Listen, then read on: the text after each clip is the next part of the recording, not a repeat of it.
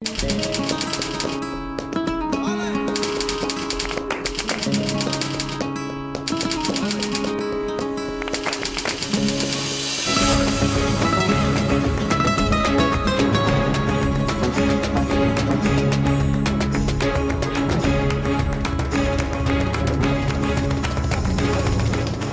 negros son los amigos míos, son los que me ayudan, que ellos son los que creen en mí.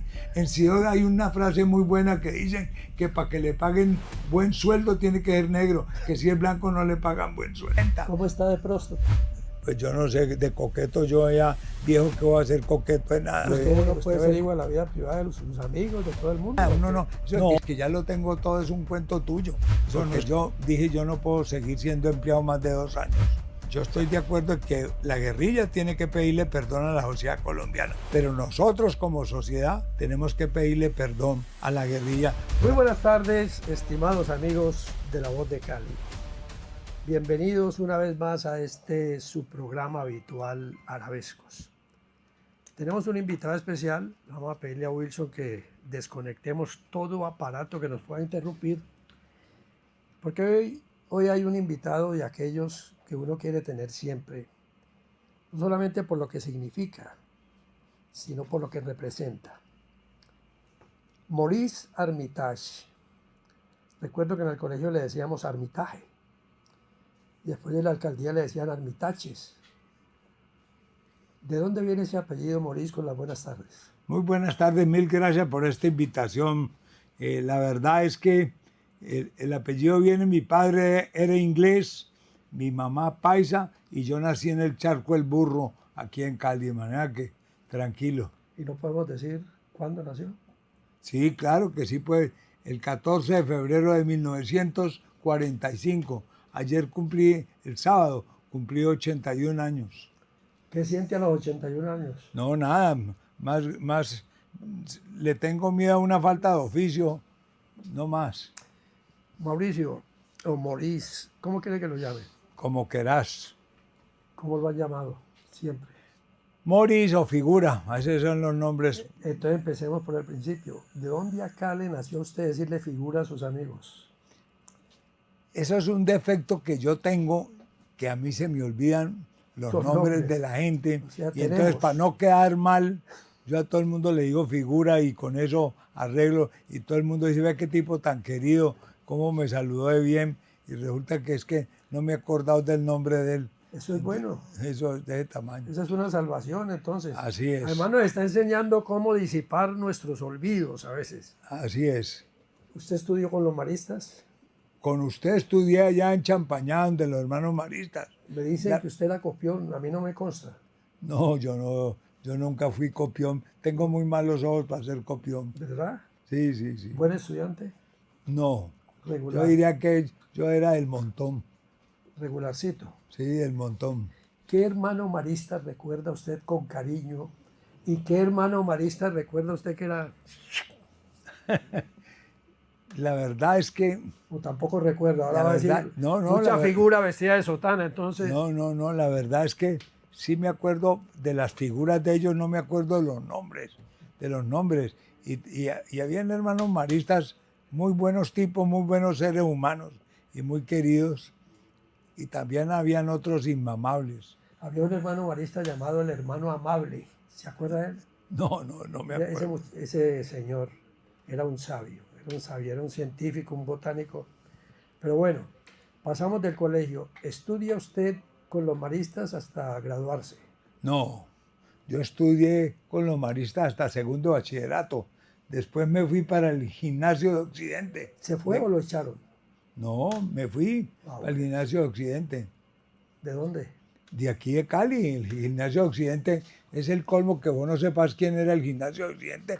Fue un colegio de don José Domingo Rojas, donde se graduó mucha gente buena y estudiamos allá y fue de mucho prestigio el colegio y aprendí mucha cosa muy distinto a los hermanos maristas. Bueno, allá aprendí a tirar piedra y a rezar menos y a discrepar y dialogar mucho más. Bueno, ya que tocó el tema religioso, ¿usted es creyente? Sí, yo creo en Dios. por supuesto que creo en Dios y todos los días siento que necesitamos más a Dios que nunca. ¿Cuál es su Dios? Mi Dios es el comportamiento mío con los demás. Yo creo que en la medida en que uno se comporte bien con los demás, Dios está con uno, que no sé cuál es Dios. A veces, O sea, cada uno tiene su propio Dios. por supuesto. ¿El suyo no lo podemos saber? No, sí, mi propio ser Dios. superior. Yo quiero y tengo un respeto y una admiración y una adoración, diríamos, por un hombre que llamó Jesucristo, que nos dejó muchas enseñanzas. Eso fue lo que nos mostraron desde muchachos y tengo respeto por eso. Otra gente puede que crea que no es Dios, pues yo sí creo que para mí Él representa a Dios. Mauricio, Maurice, tanto a llamarlo, ¿le vamos a decir figura también en la entrevista? No. Como quiera, Podemos figura. decir figura. Como Bueno. quiera. A ver, ¿qué lo caracteriza a usted? Porque siendo un estudiante, conozco sus comienzos, sus principios y veo cómo hizo esa carrera ascendente. Después de que termine el bachillerato, ¿se dedicó a vender las papitas? Sí, después no, después de que entré a la Universidad del Valle, ¿A estudiar qué? yo entré a estudiar economía y estuve 2 años en la Universidad del Valle, en la universidad que era ahí en San Fernando Viejo, ahí en la facultad en San Fernando Ahí Viejo. estaba la Facultad de Medicina también. Y ahí estaba la Facultad de Economía, de Arquitectura y las ingenierías estaban allí abajo.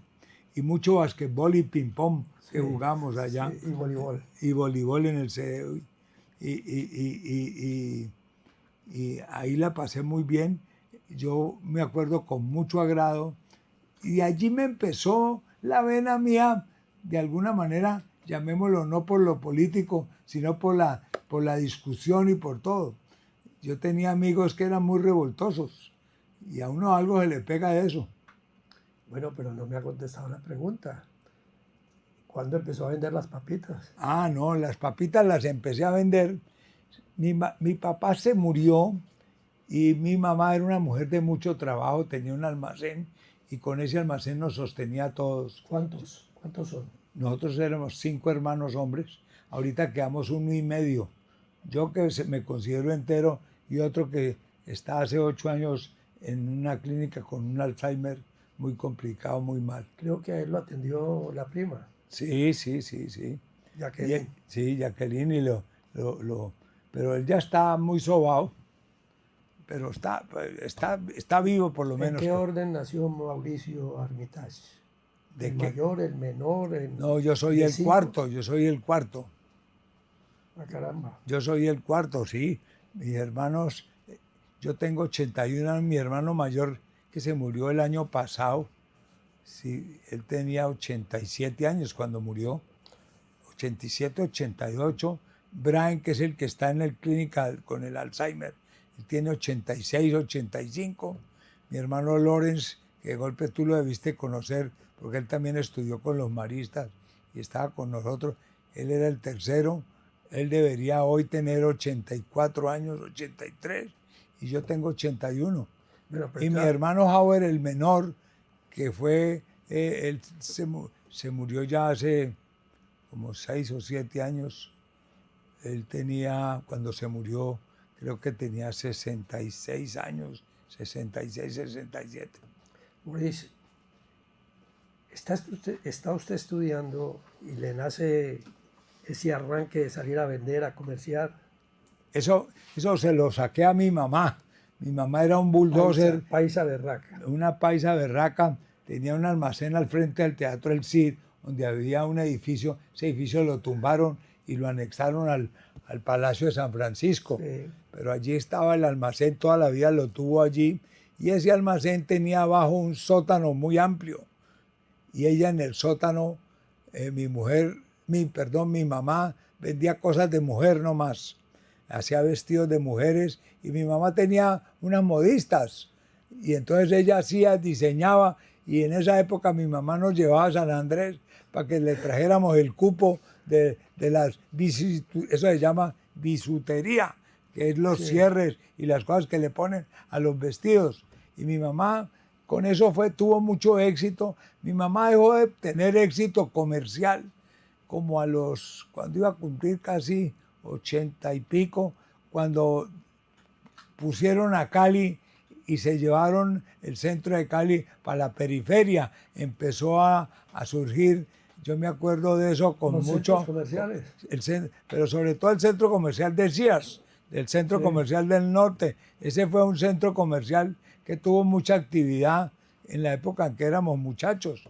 Y allí empezó el almacén de mi mamá, como muchos de los almacenes del centro de Cali, a deteriorarse, porque el comercio se fue yendo para la periferia de la ciudad. Sí, bueno, el centro queda, pero los centros comerciales acabaron con la multitud de personas que iban allí precisamente a comprar. Sí. ¿Y lo de las papitas? Lo de las papitas lo empecé, yo monté una fábrica de papitas pequeña. Espere, ¿a qué edad? ¿Cómo ¿Ah? comenzó montando empresa? Sí, yo monté, joven? yo alquilé un lote, en ese lote le puse unas hojas de zinc, hice una parrilla, monté 2 pailas grandes. ¿Para hacer qué? 2 pailas para fritar las papas. Las papas en esa época se fritaban con manteca, no era con aceite. Manteca de cerdo, yo sí. compraba, no, de cerdo no, yo no sé si era de cerdo. Ahí te digo, Bueno, manteca, póngale manteca, así, que uno la vegetal. compraba en Lloreda Grasas, Sí. y Lloreda Grasas tenía un distribuidor allí en la calle, eso es que era de la familia Blum, abajo en todo lo que era la zona de donde está la fiscalía para abajo. Toda esa zona, allí habían comerciantes de grano muy Bueno, pero grandes. ¿por qué le dio por vender papas? O sea, ¿por qué nace ese Porque vi trabajo? el negocio bonito y fácil de poner, y eso a la larga se convirtió en un gran defecto, porque apenas el negocio iba bien, y yo tenía 3 vendedores y a todos les daba su motico y vendíamos papitas en los teatros, en los carritos de dulces, en los colegios, vendíamos papitas, y apenas el vendedor cogía clientela, Se el iba. vendedor le decía a la mujer: vea, mi amor, yo compro el bulto de papas en la galería, yo las pelo, usted las frita y yo vuelvo y las vendo. O sea que es un negocio que muy fácil le ponían a uno la competencia. En esa época yo competía con Papas La Margarita, y hoy en día Papas La Margarita fue evolucionando. El crecimiento de los eggs fue otro paseo. Y algún día una persona que yo quería mucho, que se llamaba José Otoya Rengifo, me dijo a mí: vea, Moris, luchar por un negocio chiquito o un negocio grande es la misma cosa. Dedíquese a buscar un negocio grande, que yo sé que usted es buen trabajador, y sáquelo adelante. Ahí pasé, De la venta de papas, de la venta de papas, pasé a cortar caña, corte, alza y transporte de caña en Ingenio del Cauca. Yo tenía una prima mía casada con Jaime Zambrano, que era el gerente de Ingenio Cauca, y me dijo: yo te doy un contrato acá para que hagas corte, alce y transporte de caña. ¿Y cómo, en qué consistía el negocio? Yo iba y alquilaba pero unos... usted no sabía nada de eso. No, pero uno en la vida aprende esto. Eso no es nada difícil. Ya. Pero sí sabía ser amigable con la gente, y el negocio consistía en ir a Florida, Pradera, Miranda, Corinto, Puerto Tegada, ¿A contratar los Guachené, corteros? a contratar corteros, y uno les pagaba el bus y los llevaba al corte de caña. Yo llegué a tener en esa época, yo le metía, el Ingenio del Cauca molía en esa época 1.200 toneladas, no más, y nosotros metíamos 400. Nosotros la tercera parte. y la tercera parte, y tenía un mundo de corteros de caña. Allí trabajé 12 años con eso, y eso me enseñó a mí a lo que es trabajar mucho y ganar poquito. Maurice, mire, lo he llevado hasta este punto, porque si algo le admiro yo a usted, es algo que los empresarios colombianos no han querido ver o no han querido entender, o lo han visto y se hacen los locos. Usted es uno de los que valora, y mucho, a los que le colaboran. Y ha llegado a decir que esto no es mío, sino que es de todos, y el producto de todos es el que me ha hecho a mí grande. ¿En qué momento le nace, justo cuando usted contrata corteros, o es que ya venía usted formado así por sus padres? No, yo te diría que ahí contribuyeron 2 cosas. Una, cuando Yo toda la vida me he movido con la gente humilde. ¿Cuál es la gente humilde? La gente que trabaja, el mensajero, el que corta el prado, el que uno tiene vínculos con él. Yo no he tenido, los amigos míos, yo ni los veía. Yo tenía en San Fernando, donde vivíamos, teníamos unos amigos que eran de sábado y domingo, pero entre semana uno se veía con la gente que trabajaba con uno. Los amigos de uno eran la gente que trabajaba conmigo. Yo llegué a tener trabajadores que trabajaron conmigo más de 20 años y en esa época sí que no se les pagaba bien, porque esa era una época donde las prestaciones sociales no eran tan exigentes como es hoy en día, ni las reglas, ni el seguro social era tan famoso, o no había esa necesidad de la seguridad social que hay hoy en día.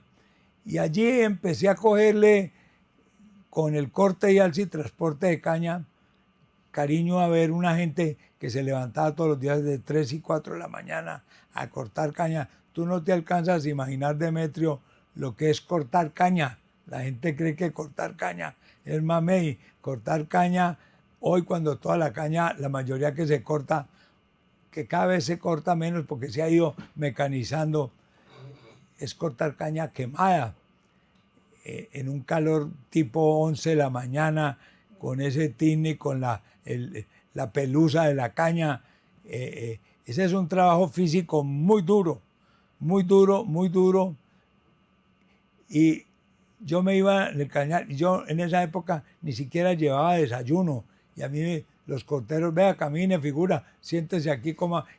Ahí aprendí a comer arroz de leche como un diablo, porque esa gente, todos esos comen arroz de leche. ¿Sigue mecateando arroz con leche? Sí, yo voy mucho a un restaurante que queda aquí, que se llama Exquisitez, que lo primero que pregunto es, ¿tienen arroz de leche? Y siempre termino, por lo menos 1 o 2 veces por semana, como arroz de leche. Ya que toca ese tema de gastronomía, ¿usted sabe cocinar? No. ¿Pero le gusta que le cocinen qué platos? No, yo no soy exigente. O sea, come lo que le den. Lo que me den. Corrientazos que llaman. Corrientazos. Admiro, gozo mucho cuando me toca un plato bueno, no voy a decir que no. ¿Y cuál es el plato bueno para usted? Pues cuando te dan una langosta a la no sé qué. Entonces sí tiene paladar fino. No, pues con eso. Es que pasa del corrientazo a langosta, langostino. No, pero esa no me la como cada rato, pero cuando me la como la disfruto mucho. Langostinos, casi nada. O sea También, cuando también. usted vaya a España, cuando vaya a Europa... No, en España ya sí que disfruta uno de la comida buena, eso es verdad. Por eso fíjate que cuando me diste el regalo, creí que era un jamón serrano porque tenía la figura y resulta que era un Cristo, cosa que me agradó muchísimo. No, ese Cristo está bendecido, luego le explico. Pero yo quiero que a usted le vaya bien en la vida, porque como persona siempre ha sido luchador, intachable, y con una particularidad que ojalá se la copiaran todos los empresarios colombianos. ¿Por qué seguimos discriminando al pobre como pobre? ¿Por qué seguimos distanciándonos de aquel que no ha tenido oportunidades de surgir? O sea, Maurice, usted representa una especie de emblema. Cada palabra o cada frase suya siempre es ayudémosle al que menos tiene, ayudémosle a aquel que nos ha hecho a nosotros empresarios. ¿No se han contagiado de eso sus amigos empresarios? Yo me atrevería a decir, mira, primero parto de la base de que si hay alguna felicidad total es cuando uno comparte y convive y ayuda. No hay cosa más buena en la vida, es mejor que cualquier comida buena, que cualquier muchacha chusca y bonita que se encuentre uno en la vida, es compartir con la gente. Bueno, ya que me habla de muchachas, ¿usted es coqueto? Pues yo no sé, de coqueto yo ya viejo que voy a ser coqueto de nada. No, uno puede ser coqueto viejo y ¿qué? ¿Le cogen la caña y queda mal? No, yo no, hay muchas ayudas para no quedar mal, tranquilo. Entonces, de ahí pasamos a dónde, de vender papas. No, de pasar papas pasé a hacer corte, alza y transporte de caña. Sí, y de ahí. De allí, de hacer corte, alza y transporte de caña, yo me empleé en ese momento, yo pasaba muchos trabajos, estaba recién casado, y esta persona que te digo, José Otoya, era... ¿Hermano de Rodrigo de los otros? No, tío, hermano del papá. Él fue el fundador de Conciviles, fundador de la CBC, con Bernardo Garcés. No lo digo porque los Otoya también son un ejemplo parecido al suyo, que Sí. tuvieron dificultades enormes y Sí. ¿de dónde están? Sí. Con banco propio. Así es. Y entonces, el-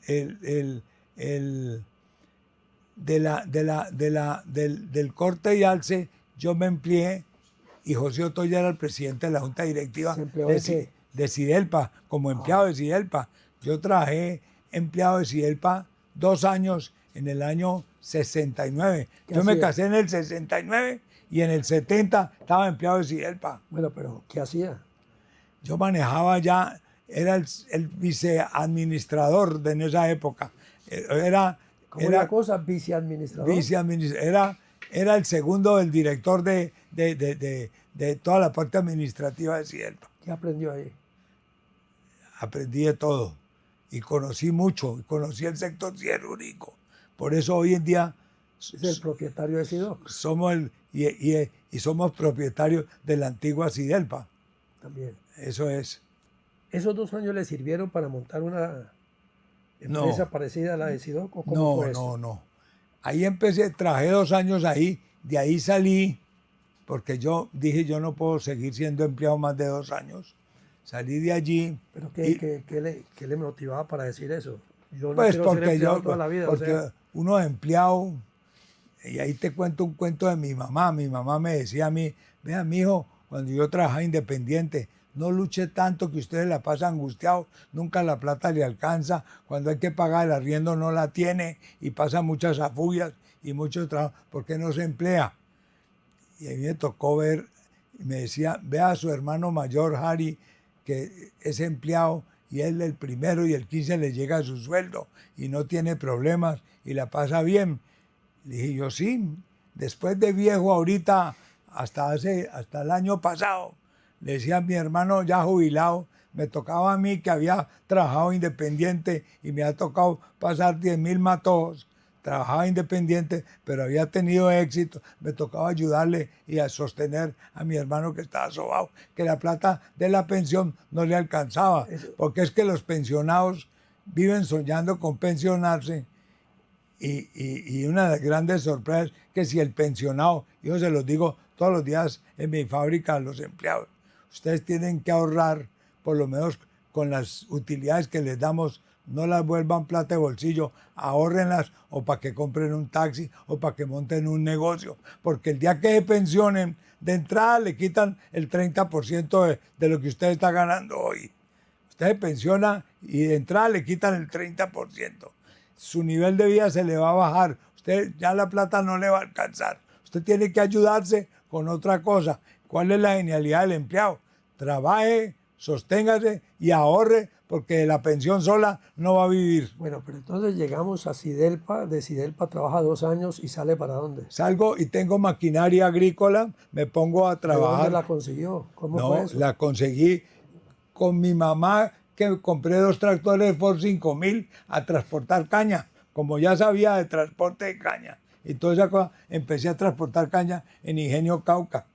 Y pagué un tractor en 3 años, letras, a Lalo Buenaventura, que era el gerente. Que en paz descanse. Que en paz Que descanse. tuvo que ver con la Plaza de Toros. Claro, y le encantaban los toros, igual que vos, le encantaban los toros y él era el presidente, el gerente de Almacenes Ángel. ¿Y es que donde- usted averigua la vida privada de sus amigos, de todo el mundo o qué? No, pero ¿Le gustaban uno los se da toros cuenta. igual que vos? Pues sí. Uno se da cuenta, uno se da cuenta. ¿Y por qué no habla del Teatro San Nicolás, que también era de él? Era de él y el Calima era de él, el Teatro Calima y el... También. Sí, O sea, usted escarba la vida de sus amigos a ver si... sí. Eso Boris, ¿qué lo hace ver a usted como persona de bien? ¿Quién le dio ese impulso? ¿Su mamá? mi mamá, ¿La que le enseñó valores a todo el mundo? Valoria, no, eso de alguna manera se lo aprendí a mi papá. A mi Su papá. mamá fue la berraquita, pero le aprendió esa nobleza al papá. Mi mamá era una mujer dura y berraca trabajadora. Ella no era que fuera era buena con sus hijos, pero con los demás le apretaba la clavija a todos y le pedía rebaja comprando perejil en la galería. Mi mamá cuidaba el centavo, le sacaba la lengua a Bolívar. Y mi mamá le sacaba la lengua a Bolívar. Bueno, pero eso era una enseñanza para usted. Claro. Bueno, pero usted, ¿por qué Pero su papá? mi papá fue un inglés de la Primera Guerra Mundial que tenía mucho respeto por la gente. Él siempre tenía respeto y angustia por el que estaba más sobado. Yo se lo aprendí a él. ¿Por qué llegó su papá a Colombia? Mi papá llegó en un barco a Buenaventura después de la Primera Guerra Mundial, se bajó allí, se vino, llegó a Palmira, él empezó a trabajar con el Banco de Londres, vino como contador. Mi papá era contador, en esa época ser contador Era lo máximo. era, pues yo no sé si lo máximo, pero tenía que saber de números, porque en esa época no habían calculadoras como las hay hoy. No había tanto aparato. Yo me acuerdo que mi papá era metódico escribiendo, era impresionante verle los números y el orden. A mi papá era de contador. Y mi papá llegó y conoció a mi mamá en Palmira, y que eran varias mujeres que vivían allí, las Cadaví. Una de ellas era Rosa Cadaví, hermana de mi mamá, ella era tía mía. 3 tías más, mi mamá se casó con él. ¿Y por qué nombra Rosa y las otras 3 tías? Porque las otras 3 tías no fueron tan famosas como Rosa. Claro. Te voy a hablar de la de Popayán, que era una vieja berraca. Entonces ahí nos tiramos la entrevista y no hacemos nada. Hombre, al contrario, entonces habló de una. ¿Qué enseñanza le dejaron ella? Porque usted está valorando mucho a su mamá y la rectitud de su papá y nobleza de su papá, pero la berraca, la que empujaba, era su señora madre. Pero por supuesto, mi mamá era dura, eso lo aprendí a ella. Pero a preocuparse por los demás, y yo aprendí una cosa, y eso lo aprendí en el corte de caña, que cuando uno se hace amigo de la gente que trabaja con uno, y esa amistad lo lleva a uno a que la gente también goza viéndolo a uno progresar. Sí. Yo les decía, vea, tenemos que meter estas 300 toneladas hoy, muchachos. Trabajen un poquito más, y todos lo hacían. Y yo les decía, vea, le pago un poquito más, hágale. Y así empezó una relación donde aprendí a que al ser humano, en la medida en que uno lo tiene en cuenta, a uno le va bien. A uno le va bien. Es que yo sostengo que lo que yo tengo, así su amiga Cabal haya dicho otra cosa, eso no es amiga verdad. Mía, pero bueno, sigue. Esa es otra cosa, así diga eso, que se mueran mis nietos si yo tengo algo que ver con eso. Pero lo que te quiero decir es que yo aprendí en la vida, y lo que tengo lo he hecho con la gente que trabaja conmigo. Siempre trabajo con gente humilde, siempre. El éxito de SIDOC ha sido compromiso y un trabajo humano, donde SIDOC pasó de una fábrica pequeña a hoy a comerse al vecino, 40 años trabajando, con una persistencia y un trabajo. Allá tenían máquinas más modernas, pero acá teníamos 300 trabajadores que querían y adoraban la empresa y querían. Yo lo invito a usted el día que usted quiera, vaya en estos días, Gordo, fue a SIDOC, fue pues el tipo del Partido Ecológico, el Partido Ecologista, y a la salida él salió con vos o con otros, salió allá abajo, y había un poco de empleados ahí en la recepción de la entrada de SIDOC. Yo no estaba ahí, vos fuiste el que me lo contaste, viste, hola, qué ambiente, aquí se ve felicidad en esta fábrica.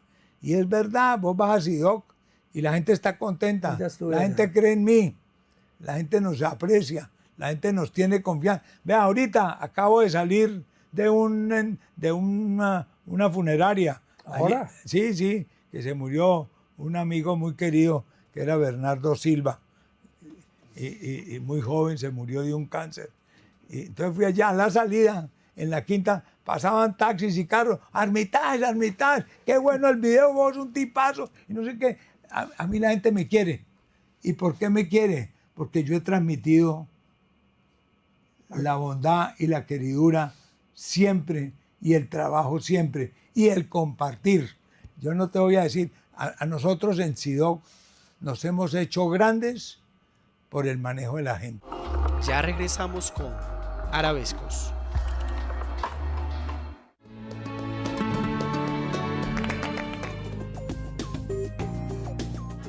Que las engañado fuera lo que le decía.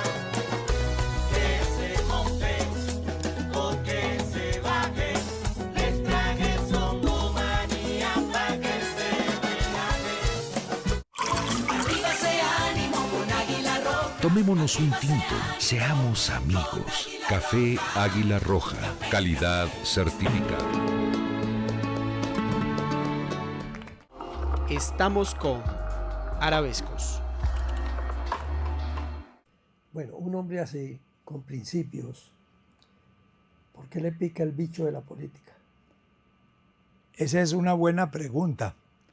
Cuando Si ya lo tiene todo, si ya tiene reconocimiento, si ya ha no, cumplido usted... uno no tiene nada, uno no, eso es que ya lo tengo todo es un cuento tuyo, eso no es cuento mío. Entonces no tiene nada usted.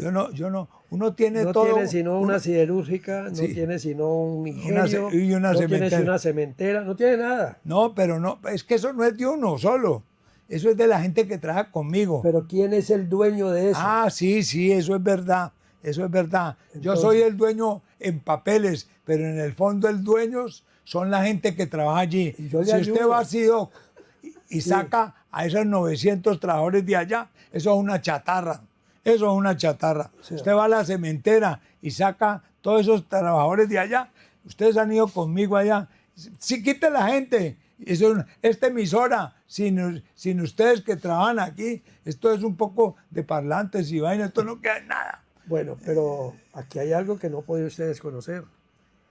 Detrás de esa gente hay un motor, detrás de esa gente hay un guía, detrás de esa no. gente hay una actitud, que es lo que usted lo engrandece, jovencito. Sí, bueno, yo no trato de ponderarme yo y No, alabarme mire, yo. no se pondere, es que quiero preguntarle, ¿por qué los empresarios no ven en usted algo elemental? No, sí lo están viendo, mira, yo te digo una cosa, yo le decía al gordo en estos días, ves, si fracasamos en la ¿Pero política... ¿Quién es el gordo? ¿Ah? ¿Él es el gordo? Él es el gordo, es Aquí que hay otro. el gordo, Bueno. no, pues este está más gordo que este, está más gordo que este. Sí, estaba hablando usted. Que Que usted le decía a la gente que hay amigos que todos los días, fracasan. nosotros llevamos, primero en la alcaldía, me preguntaste por qué me lancé a la alcaldía. Me lancé a la alcaldía por una cosa muy simpática que pasó. Y es que yo fui alcalde por el secuestro. Yo fui alcalde por el segundo secuestro, porque le perdoné al que participó del secuestro. Dije, no meta la pata, usted se va a ir 40 años para la cárcel, camine, arregle esta vaina, confiese esta vaina, yo le prometo que le pago el abogado para que usted no pague más de 1 año de cárcel y salga y ayúdenos a coger a los demás. Y toda esa cosa pasó así. Y en esa época estaba el proceso de paz en Colombia empezar a funcionar. Estaba Santos hablando de la paz con la FARC y el perdón se volvió famoso en esa época y sale un calvo allá en Cali y dice que le perdonó a su secuestrador. Eso no era normal, eso no era normal. Y va y dice cosas como que todavía me las cobran, que todavía me las cobran. Me dijeron, vea Morris, es que usted no puede decir que a la guerrilla nosotros tenemos que pedirle perdón. Le dije, sí, yo estoy de acuerdo en que la guerrilla tiene que pedirle perdón a la sociedad colombiana por haber hecho las atrocidades y los crímenes y las barbaridades que han hecho. Pero nosotros como sociedad tenemos que pedirle perdón a la guerrilla por haber conducido a un mundo de muchachos. Yo le invito a usted a que estuviera allá 2 meses en el río Baudó, o en el río Atrato, perdón, estuviera allá viendo muchachos guerrilleros que llevan 20 años no pasándola bueno. ¿Eso por qué es? Porque este país condujo una cantidad de gente a que se volviera guerrillera. Este es un país que lo estábamos manejando mal y todavía lo estamos manejando mal. ¿Qué hay que hacer? Hay que cambiar ¿Qué? el modo de actuar los que tenemos contra los que no tienen. La pregunta que me hiciste, la relación que hay entre el que tiene y el que no tiene, es así elemental. Sí, no tenemos por qué ver mal al muchacho que está cuidando el carro allá abajo, allá afuera. Hay que pagarle. Hay que pagarle y hay que pagarle bien. Tengo una anécdota suya. No le dañe el pago al Cádiz. Páguenle lo que tienen que pagarle. Yo le pago esto. No, Mori, no se tire el negocio. Ah, sí, eso me pasó jugando golf en el campestre. Y estaba yo ahí tomándome una cerveza con los panes, y uno cuando termina de jugar se toma una cerveza, y vino una pareja de extranjeros, y llegan y preguntan, oiga, señores, ¿ustedes nos pueden decir cuánto se estipula aquí en este club de darle de propina al Cádiz? Y entonces uno que estaba al lado, que era más tacaño que el diablo, llega y dice, vean, no le vaya a dar más de 20.000 pesos que nos los daña. Y yo le dije, vea señora, dele $50 y verá que no los daña, lo arreglamos. Dele $50. Entonces, esto es una cosa,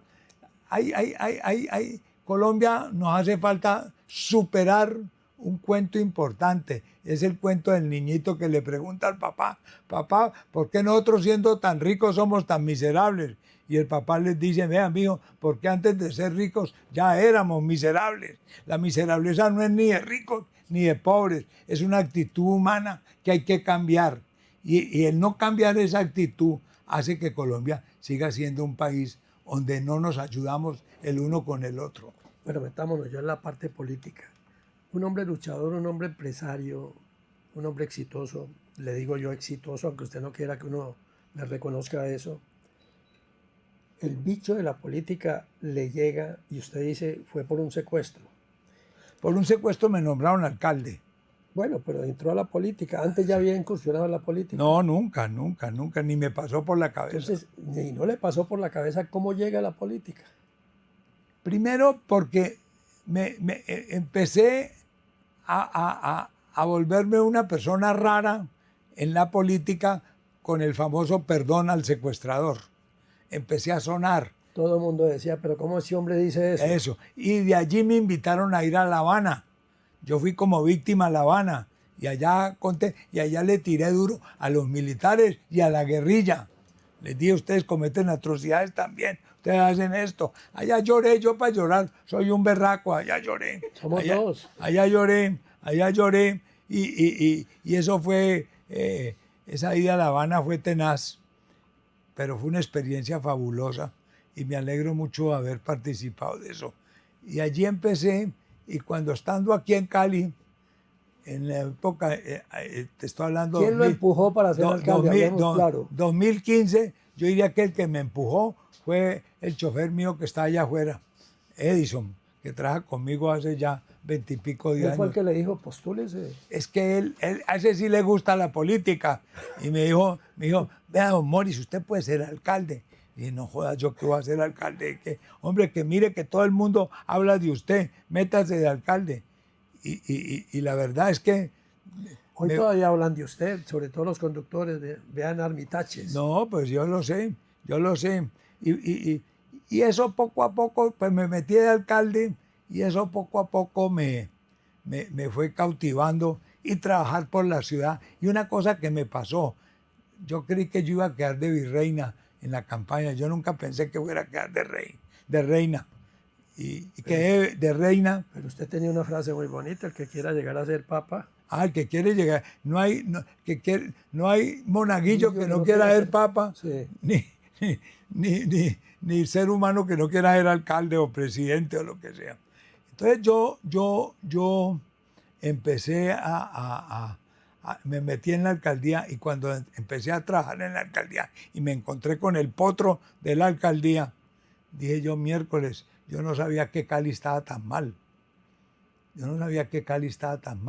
Los caleños que vivimos en la burbuja donde vivimos nosotros, los que somos más acomodados, vivimos acá de la quinta para arriba y vamos a buenos restaurantes y comemos bien, no conocemos a Cali, no conocemos los problemas que tiene Cali. No conocemos más de 100 fundaciones que tiene Cali. Que sería bueno que hasta las agencias de viajes, hombre, le dijeran a los turistas, quieren conocer típico estos lugares. No, por supuesto que hay fundaciones enormes. No, sociales. por eso, pero hay fundaciones que trabajan, pero eso no quiere decir de que esas fundaciones sean capaces de resolver los problemas de la ciudad. No, pero están haciendo milagros también. Por eso. Y son una gota en el desierto. Te lo digo yo, que tenemos una fundación importante y todo. Por supuesto que démosle gracias a Dios de que las fundaciones existen, que si no la situación sería peor. Pero entra uno y se da cuenta que en Cali, por decirte una cosa, se encontraba en ese momento, yo no sé ahorita cómo esté, en el 2016 en Cali se acostaban más de 100.000 personas Sin comer. con menos de, no, sin comer diría mentiras, con menos de una comida diaria. O sea, con un pedacito de aguapanela, algo comían, pero muy mal.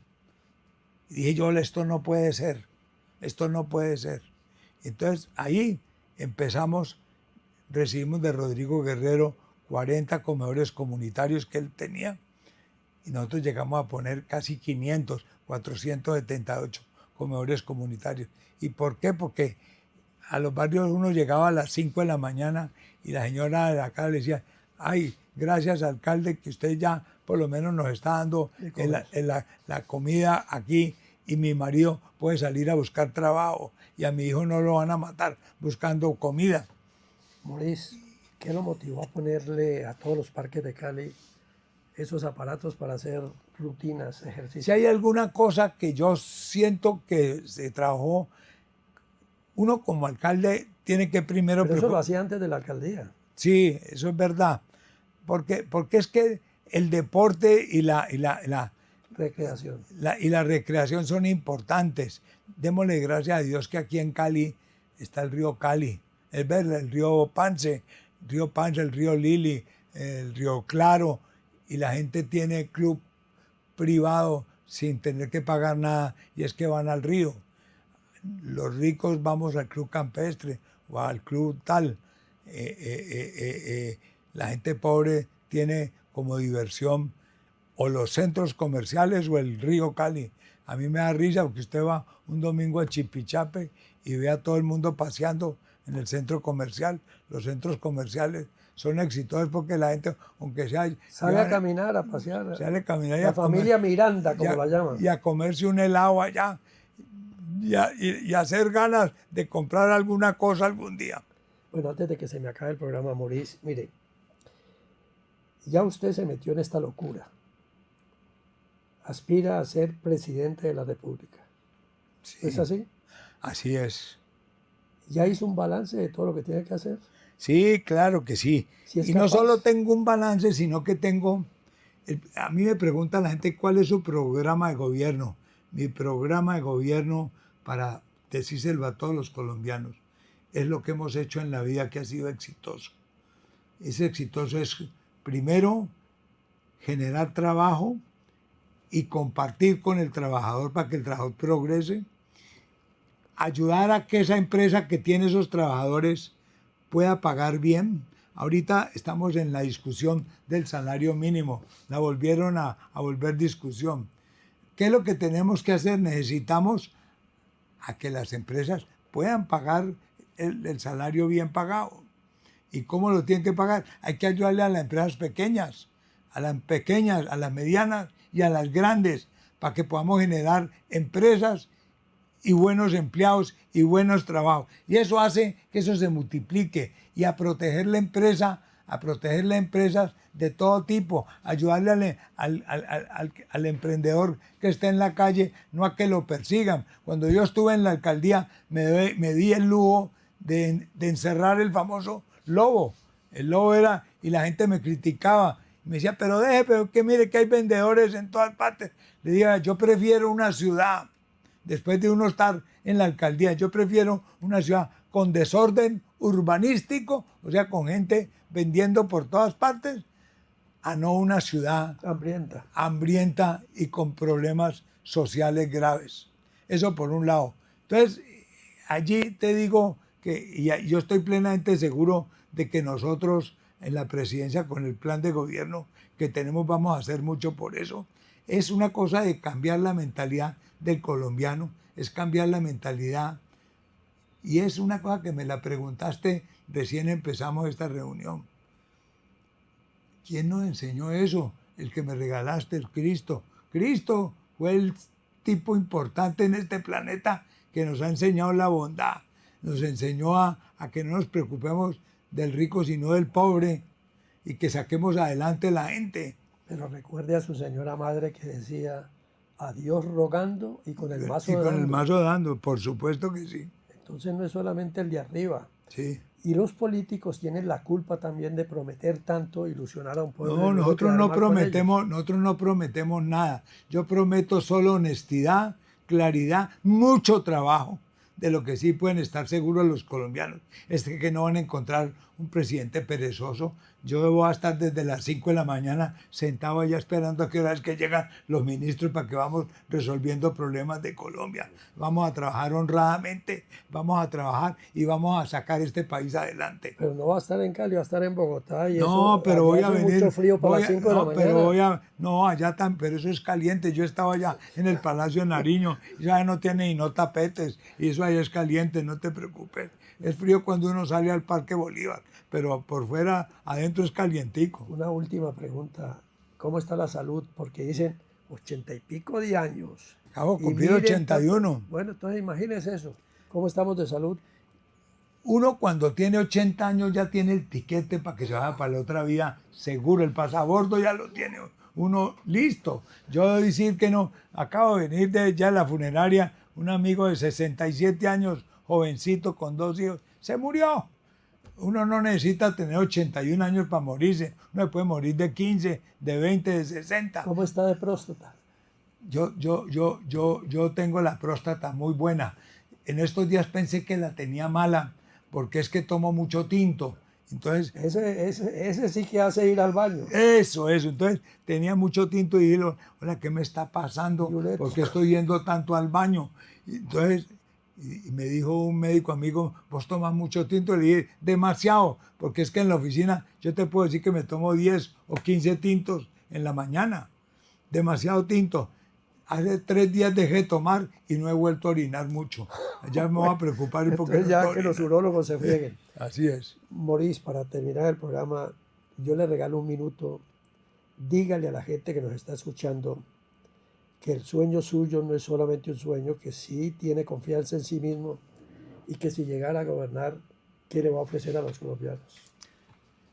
Gracias, Demetrio. Yo le puedo decir a los colombianos a través de esta emisora, decirles que tengan fe de que yo he demostrado con estos 81 años que tengo mi capacidad de trabajo, mi capacidad de ser buen ser humano, porque yo creo que lo más importante que necesitamos es ser buen ser humano. Yo no he sido un político y no quiero marcatizar o señalar a los políticos. Yo les quiero decir a ustedes que yo tengo toda la capacidad y todo el interés de prestarle un buen servicio a Colombia. ¿Y cómo le presto un buen servicio a Colombia? Luchando por los más débiles. Y cuando hablo de los más débiles estoy hablando de estrato 4, 3, 2 y 1. Y si le toca hacer alianzas con los indeseables, ¿le toca? Mire, yo no hablo de alianzas. Esa pregunta le toca sumar. Esa pregunta que me hiciste me la hicieron en la alcaldía.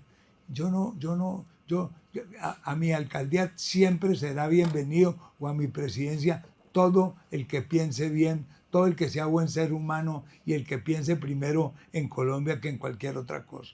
Yo no tengo partido político, yo no tengo un congresista, no tengo ¿Y senadores. entonces quién lo avaló para presidente? Me avaló un partido que se llama un partido ecológico de negritudes. Los negros son los amigos míos, son los que me ayudan, que son los que creen en mí.